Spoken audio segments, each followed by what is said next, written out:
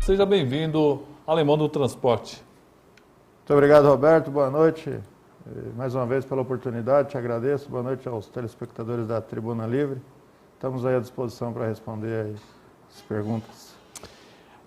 Meu amigo Tico Emerson está nos acompanhando, está mandando um abraço para nós. Obrigado, Tico. Grande cara. Cléo Salles também conosco. Thaís Renato, parabéns ao vereador Jorginho Mota. Daqui a pouco o Jorginho Mota deve estar por aí. Eu não sei se ele já chegou. Já chegou aí já, produção? Vamos dar uma olhada aí, ver, porque o presidente do partido já chegou, nosso Sim. amigo Toninho Magalhães. Bom, primeiro vamos falar sobre a sua candidatura. Você saiu num partido que foi o campeão, né? 6 Sim. cadeiras por enquanto, mas também tinha 9 vereadores e gente com um alto calibre de potencial de voto. E você, entre eles você, né? É verdade, Roberto. Eu vim pelo PSD, né? Através do convite aí do prefeito Guti, aos 45 do segundo tempo. Realmente, acho que um dos fatores que influenciou aí na minha votação foi o fato de eu ter terminado a eleição de 2016 e eu ter tirado o pé, literalmente, tirei o pé de pretensões políticas. Então, acho que isso prejudicou. Quando decidi ser candidato aos 45 do segundo tempo, né, que eu fui buscar os parceiros, as pessoas que tinham me ajudado na candidatura passada, de 2016, muitos já estavam compromissados com outros candidatos, né, e alguns até vieram candidatos a vereador e outros participaram de outras coordenações de outros candidatos. Então, isso foi um dos fatores que fez com que a gente não conseguisse aí uma votação da mesma forma que tinha conseguido na anterior. Mas não foi pequena também. Não, foi 2.069 votos, é considerável, né? Porque Sim. É uma votação que acabou elegendo um vereador praticamente, né? O Jorginho Mota com 2.070 e poucos votos, 2.100 e poucos votos, né? Exato. Enfim, mas ficou muito próximo, né? Então, foi uma ótima votação. Aproveito aqui a oportunidade para agradecer aos 2.069 eleitores, né, que depositaram ali a confiança no Alemão do Transporte, nos meus projetos, nas minhas ideias. Obrigado de coração. Não foi o suficiente, mas como eu falei, a gente veio de uma situação de que não estava com a pretensão de ser candidato durante todos os 4 anos, né, Roberto? Isso acaba atrapalhando muito, mas agora, diante das circunstâncias, que o número foi bom ainda, já decidimos, sentamos, fizemos a avaliação e já decidimos que vamos estar presente no próximo pleito eleitoral. Então, o trabalho já vai ser um trabalho diferenciado, né? Diferenciado, porque foi o trabalho que a gente acabou fazendo na campanha para a eleição de 2016. A gente trabalhou desde 2012 até de 2016, direto ali com muitas ações, né? Principalmente ações sociais e com crianças, projetos com crianças. Então nós vamos retomar todo esse trabalho para que 2024 a gente consiga aí buscar a possibilidade de estar ganhando a cadeira na Câmara. Exatamente, tem que trabalhar, tem muita gente aqui nos acompanhando aí e uma boa notícia, sabendo que você vai continuar trabalhando aí pela nossa população. Maravilha. Adamo Rodrigues está nos acompanhando aqui, obrigado Adamo. Arnaldo Mineiro também, Ricardo Nascimento está nos acompanhando. A Patrícia fala, Alemão, o sistema de transporte, ele precisa ser reformulado, pulou aqui a pergunta, e eu estava querendo pegar a pergunta completa, mas ela estava perguntando sobre o sistema de transporte, como é que está e se ele precisa ser revisado. Alemão, o sistema de transporte de Guarulhos deve ser totalmente refeito e revisado? Abraço, Patrícia Omarte. Oi, Patrícia, boa noite. Patrícia, eu não digo totalmente, né, mas grande parte, uma parte do sistema, sim, vai precisar ser revisado, né? Mas eu vejo o seguinte, Patrícia, hoje O sistema está composto de micro-ônibus, que faz o sistema alimentador, e de ônibus, que são os concessionários. Os concessionários teve o contrato renovado agora, antes da eleição.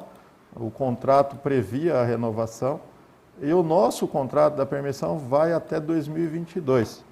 Então, eu creio que em 2022 haja mudança, sim. Né? Até lá, não vejo possibilidade de ter mudança do formato que está, porque é um processo que é licitatório, a gente faz a alimentação dos bairros para os terminais e os concessionários dos terminais centro, ou também tem linhas diretas que os concessionários fazem. Então, eu imagino que a partir do ano que vem, 2021, já está aí, né, Roberto? A gente vai começar a dialogar a respeito do novo processo licitatório para permissão. Os moldes, como que vai ser, o formato, o tipo de onde que vai operar, enfim. Os veículos, né, os micro-ônibus, se vai manter micro ou determinadas linhas vai crescer para micrão. A gente vai começar a construir isso a partir do ano que vem, mas eu creio que vai ter mudança sim. Tico Hermes está dando boa noite para nós, está falando alemão, Deus abençoe você, uma ótima liderança do transporte em Guarulhos. Boa noite, Tico, muito obrigado. Tenho um grande respeito e admiração pela sua pessoa também, é uma grande liderança do esporte e parabéns pela votação. Também foi uma grande votação, foi complicado também para o Tico suou frio aí. Como é que está a Copertrans Guaru? A Copertrans Guaru está bem, assim, Roberto, graças a Deus. Estamos no momento ainda de pandemia, um pouco preocupado com a retomada aí, né, o recuo, na verdade, né? O governador declarou para a fase amarela, né? Isso nos preocupa porque a gente somos transportador de passageiro, né? Então, em abril, com o decreto da quarentena, fomos obrigados a ter uma redução de contrato, num comum acordo, né? Mas isso nos preocupou, porque o maior fator de preocupação nossa, Roberto, é manter a nossa mão de obra, honrando todos os nossos compromissos, pagando os funcionários e não fazer demissão. Essa é a maior preocupação. E a gente sabe que a economia ela está sendo muito afetada, né, com a pandemia. Então, o passageiro que perdeu o emprego ou que, porventura, ele deixa de ser transportado por ele estar em home office ou qualquer outro fator, a gente perde essa demanda, consequentemente, o subsídio cresce, a prefeitura perdeu a arrecadação e isso é muito preocupante. Graças a Deus que o prefeito Guti, através do secretário Paulo Carvalho, ele tem honrado ali todos os compromissos em relação ao subsídio. Mesmo tendo tido uma redução de contrato, que foi de abril, maio, junho, julho e agosto, trabalhando com contrato reduzido. Aí setembro aumentou um pouco a programação, outubro e novembro voltou 100% a programação. O que significa voltar 100%? É que todas as programações voltaram para o normal que era antes da pandemia, 100% do que era. Só que isso impacta muito na prefeitura, porque o subsídio, né, cresce e ela tem dificuldade em honrar. Então, isso nos preocupa. Mas, assim, a Copertrans Guaru, os cooperados da Copertrans Guaru, Roberto, vai passar o melhor Natal desde a implantação do sistema. Isso eu posso te afirmar. Opa! Com certeza, porque através das parcerias aí que nós tivemos aí e através do compromisso que o prefeito teve com esta categoria, nós conseguimos fechar aí o acordo, né, do subsídio 1516, que era da gestão passada, e esse subsídio ele está sendo pago parcelado, sim, mas estão pagando, estão honrando. Tanto esse estava atrasado, como o atual, né, que é o vigente, né? Então, isso faz com que a categoria vá passar o melhor Natal desde a implantação do sistema alimentador na cidade. Obrigado, viu? Eu agradeço muito ao secretário Paulo Carvalho, que se empenhou muito para que isso acontecesse, também ao secretário de governo americano, né, que também foi fundamental nessa conquista, e é óbvio, o prefeito Guti, né, que ele falou assim, ó, eu quero que resolva o problema, resolveram o problema e a nossa categoria está muito feliz. O Wagner Gomes está perguntando o que você acharia de uma possível indicação do Ticiano Americano para secretário de transporte. Bom, a opinião minha é o seguinte, ele como adjunto já foi um ótimo secretário, né? Porque ele já ficou como secretário adjunto, né? Eu não tenho dúvidas que, sendo secretário, também seria um bom secretário. Não tenho dúvida também. Eu não tenho dúvida, ele se empenhou muito, né? Como adjunto, ele conseguiu fazer mais que o próprio secretário da pasta na ocasião. E deu uma ciumeira na época. Bastante. Mas, assim, eu, mais uma vez, vou dizer que o secretário Paulo Carvalho tem sido um ótimo secretário, né? É óbvio que as composições políticas o prefeito, né, que vai determinar, mas para a categoria, o secretário também, o Paulo, né, foi um ótimo secretário, tem sido um ótimo secretário, porque tem honrado e tem prestigiado a nossa categoria, Roberto. Porque assim, eu estou te falando isso de coração, porque a gente sabe o que a gente passou nas gestões anteriores, mesmo com toda a parceria que eu tinha, portas abertas com o secretário anterior, nós passamos os natais com muita dificuldade, porque a gente não recebia o subsídio. Então isso impactava muito na nossa vida, né? E o Paulo não, o Paulo, ele mesmo com a perda de arrecadação que a prefeitura teve, né, que você sabe que teve na pandemia, né, perdeu muita arrecadação, e ele ali, juntamente com o Ibrahim, o secretário de Fazenda, logicamente que tudo é o time do prefeito Guti, né, que é um time maravilhoso e tem feito a nossa categoria ser muito feliz, ficado muito feliz. Mas em relação ao Ticiano, eu não tenho dúvida que se o prefeito assim achar que ele deva ser o secretário, será um ótimo secretário de transporte. O Geisa está dando uma boa noite para nós. O Adamo, ele pergunta, a questão do Covid no transporte público, você acha que deve ser reavaliada? Olha, é o Adamo, né? Adamo. Então, isso é uma situação, Adamo, muito complicada, cara. A pandemia está voltando aí, né? Isso é preocupante, porque os casos voltaram, né? Mas é uma coisa assim, cara, que não dá para entender. Eu vou te dizer uma coisa que particular comigo. A minha esposa, Roberto, ela foi infectada, né? Há 30 dias atrás, aproximadamente. E assim, convivo com ela, dentro da mesma casa, não ficamos em quarentena, não ficamos afastados. Dormia junto, comia junto, até beijar. E eu não tive contaminação, meus filhos não tiveram contaminação e também todo mundo convivendo junto. Você fez os exames? Fiz o exame, porque assim, às vezes pode falar assim, não, mas você é assintomático. Não, eu não fui contaminado até hoje, desde quando o vírus está aqui no Brasil. Caramba. Fiz o exame e não fui contaminado, nem eu e nem os nossos filhos. Então assim, é um negócio muito louco isso aqui, cara. O que eu quero dizer é o seguinte, é preocupante? Sim. O vírus, ele realmente é devastador? Também. Ele é devastador. Mas o que eu quero dizer é o seguinte, mais devastador é a pessoa não ter o dinheiro para comprar comida. Ou seja, hoje nós estamos chegando em uma situação de ter o alimento, mas pessoas não têm dinheiro para comprar o alimento. Isso é mais devastador ainda, Roberto.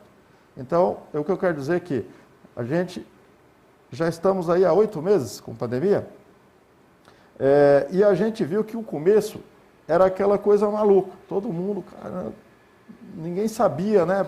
Preocupado, todo mundo isolado, enfim. Hoje, a gente já viu que muito mais se curou do que morreu. O que a gente precisa?